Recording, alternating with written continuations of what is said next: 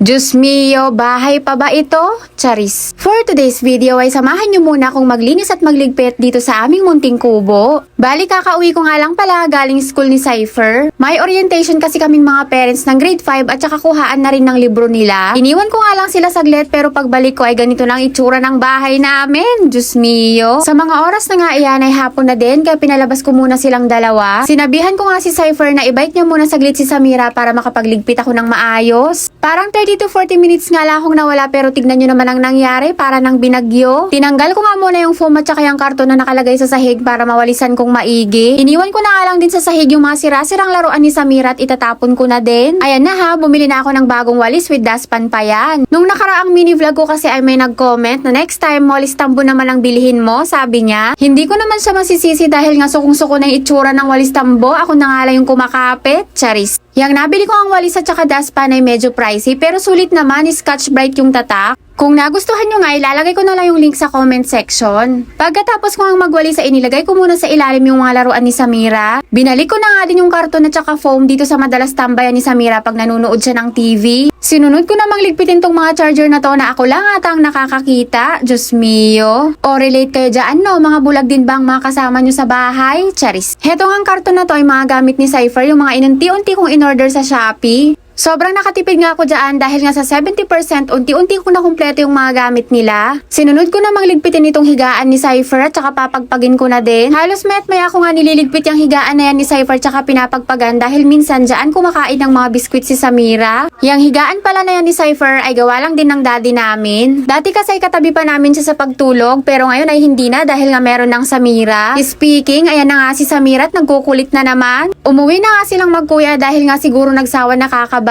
Maya-maya nga'y dumating yung inaanak ko, si Gilsha. Yan lang din ang madalas kang makalaro ni Samira pag lumalabas siya doon sa may harapan namin. O kaya minsan ay pinupuntahan niya dito si Samira para maglaro silang dalawa. Ayan na nga si Samira at humingi na naman ng dede. Hindi ko nga alam sa bata na to kahit na nga malakas na siya kumain ng kanin pero hingi pa din siya ng hingi ng dede. Habang hindi pa nga nagkukulit si Samira ay sinamantala ko na maipagpatuloy yung pagliligpit ko. Naisipan ko ang pagpalitin yung lagayan ng mga libro at yung mga stuffed toys. Nagsasawa na kasi ako sa ayos nila kaya pinagpalit ko ng maiba naman sa paningin. At dito naman sa kabila ay tapos ko na rin punasan kaya pinaglalagay ko na yung mga libro. Yung mga ibang libro nga dyan ay sa pamangkin ko na nag-aaral ng criminology. Diyan ko na nga din nilagay yung mga lagayan ng mga lapis tsaka ballpen. Tinanggal ko na nga din lahat ng stuffed toys at mga laruan ni Samira dyan sa pangalawang divider at nilinis ko na din. Lagi ko namang pinupunasan yan kaso nga lang ay hindi maiwasang maalikabok dahil nga open din tong kubo namin. Kung mapapansin nyo ay may mga laruan na nakalagay dyan. Diyan ko nga nilalagay yung mga paboritong laruan ni Samira para pag hinanap niya ay maibigay ko agad. Hindi ko nga hinahalo dun sa may lagayan niya na karton dahil nga pag naghanap siya ay maghahalukay pa ako na parang ukay-ukay. Diyos mio.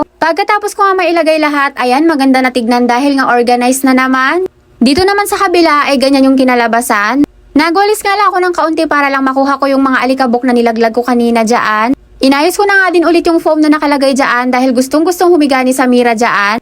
At ayan na nga at malinis at maligpit na naman. Ang sarap lang sa pakiramdam talaga pag organize lahat ng gamit. Kung ganyan lang sana lagi, malinis at maligpit, napakasarap siguro sa pakiramdam. Kaso nga lang ay malayo pa sa panaginip sa kagaya kung may maliit na anak. Maya-maya nga lang ay makalat na naman yan. Diyos mio. Pagkatapos ko nga maglinis at magligpit sa pinakasala namin at dyan na rin kami kumakain dito naman sa kabilang side. Dito nga kami nagsasalamin at nakalagay yung mga kung ano-ano ang abubot dyan. Isa nga din to sa pinakapaborito kong part ng kubo namin. Halos lahat kasi nang nakalagay dyan, pabango, lotion, mga pampaganda ay bigay ng mga kaibigan ko at mga kumari ko. Matagal ko na ang binabalak na i-makeover yung side na yan kaso nga lang ay wala pang oras. Ang dami ko pa kasing gawain lalo na't magpapasukan na naman. At nang matapos ko nang i-organize ay ganyan na yung itsura pero maya-maya ay nagsisutumbahan na naman lahat ng polvo dyan dahil din sa gawain ni Samira. Diyos mio. Isa nga din yan sa paborito niyang tambayan at mahilig pakialaman. At pag makachamba pa siya ng lipstick ay gawin niya pang Crayola. Diyos mio. Pinagpagan ko nga din pala yung mga sombrero dyan kaso nga lang ay hindi ko na na-videohan.